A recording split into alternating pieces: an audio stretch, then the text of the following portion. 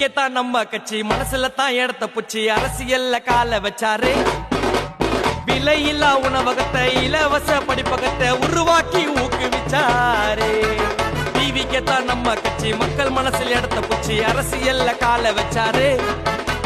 விலையில்லா உணவகத்தை இலவச படிப்பகத்தை உருவாக்கி ஊக்குவிச்சாரு.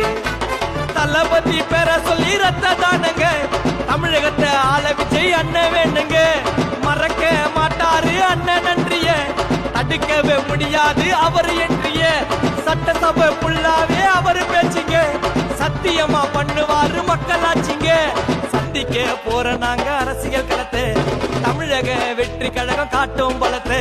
சந்திக்க போற நாங்க அரசியல் களத்தை, தமிழக வெற்றி கழகம் காட்டும் பலத்தை.